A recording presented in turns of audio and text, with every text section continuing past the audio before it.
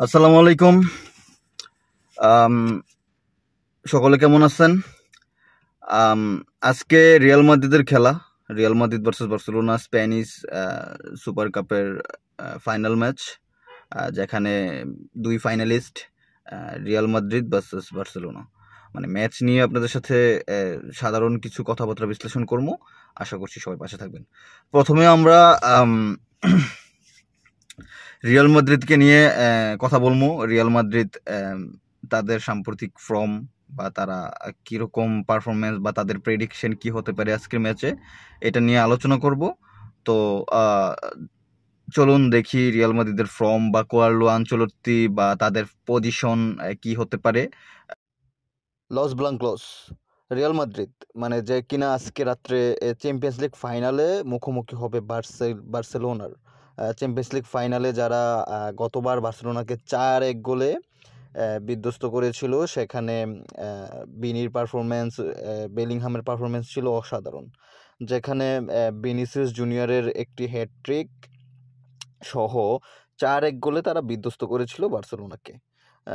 Vinicius junior ওই Clasico ম্যাচটাতে দুর্দান্ত performance করেছিল, যার সুবাদে রিয়াল মাদ্রিদ 4-1 গোলের বিশাল ব্যবধানে ম্যাচটা জিতে নিয়েছিল।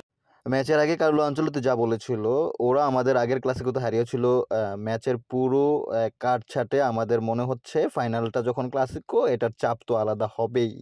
আমরা বার্সেলোনার বিপক্ষে অনেকবার খেলেছি এবং আমরা তাদের বিপক্ষে ফাইনাল খেলাটাও সবসময় স্পেশাল। কার্লো আনচেলত্তি এটাই বলেছে। দেখা যাক আসলে তিনি কতটা হান্সি ফ্লিক্সের চাপ সামলাতে পারে।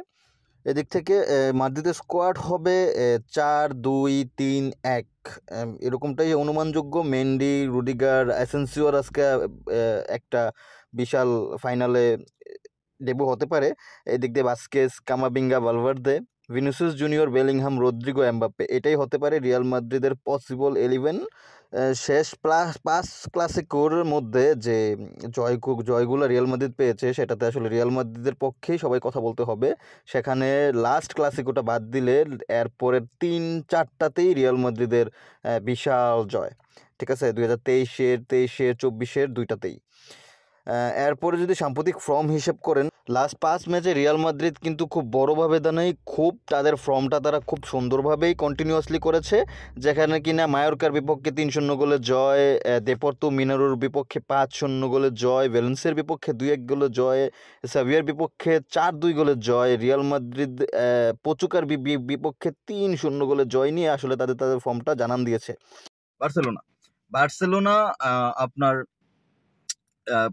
সিজনের শুরুটা করেছিল দুর্দান্তভাবে হ্যান্সি ফ্লিকের আন্ডারে। মানে এতটা ভালো প্রথম দিয়ে, কিন্তু তাদের কতগুলো প্লেয়ার ইনজুরি ছিল। মানে এতটা ভালো যে হান্সি ফ্লিকের আন্ডারে করবে, এটা বোধহয় হান্সি ফ্লিকও বুঝতে পারেনি। এতটা ভালো পারফরমেন্স করার পরে তারা মাঝখান দিয়ে হারাই ফেললা পয়েন্ট টেবিলে 10 পয়েন্ট লিড থাকার পরেও তারা কি করছে, এখন পয়েন্ট টেবিলের মানে 5 পয়েন্ট লিডে আছে রিয়াল মাদ্রিদ, তারা 5 পয়েন্ট পিছনে পড়ে গেছে। তাদের উপরে আছে অ্যাথলেটিকো মাদ্রিদ, রিয়াল মাদ্রিদ। তো তারা কি করেছে, মানে সিজনের শুরুর ক্লাসিকোটাতে রিয়াল মাদ্রিদকে বিধ্বস্ত করে ফেলেছে। রিয়াল মাদ্রিদের নিজেদের মাঠে যাইয়া, মানে তার অফ সাইডের একটা ট্র্যাপ তৈরি কইরা, মানে পুরা বার্সাকে একেবারে পুরা রিয়াল মাদ্রিদকে একেবারে ধুলোর সাথে মিশিয়ে ফেলছে। আর গত স্পেনিশ সুপার কাপে তাদেরকে 4-1 গোলে বিধ্বস্ত করেছিল এই সৌদি আরবেই। হ্যাঁ, তো যার কারণে তাদের মোটামুটি ধরাই যায় যে আসলে ম্যাচটা খুব হাড্ডাহাড্ডি হবে। চলুন বার্সার কোচ বা বার্সার পজিশন বেস কি হতে পারে সেটা নিয়ে আমরা আলোচনা করি। ম্যাচের আগে হান্সি ফ্লিক যেটা বলেছে, আত্মবিশ্বাস ফিরে পাওয়ার ফাইনাল। যদিও জিততে পারি, তবে এই ম্যাচ থেকেই মৌসুমের বাকি সময়ের জন্য একটা আত্মবিশ্বাস খুঁজে পাবে দল। এই ম্যাচটা জেতা আমাদের জন্য খুবই বড় একটা সাফল্য হয়ে থাকবে, যেটা কিনা হান্সি ফ্লিক ম্যাচের শুরুর আগেই বলেছে। এই দিক থেকে যদি তাদের পজিশন হিসাব করেন, তাহলে তাদের পজিশন আগের মতোই থাকবে, যেখানে কিনা 4-2-3-1-এ তাদের পজিশন সাজানো হবে, যেখানে বালদে, মার্তিনেজ, কুবোসিস ও কুন্দে, পেদ্রি, কাসাদো, রাফিনহা, গাবি, ইয়ামাল, লেভানডস্কি, মানে ওরাই থাকছে মোটামুটি কনফার্ম। হান্সি ফ্লিক যতটুকু জানিয়েছে বা যতটুকু বোঝা গেছে।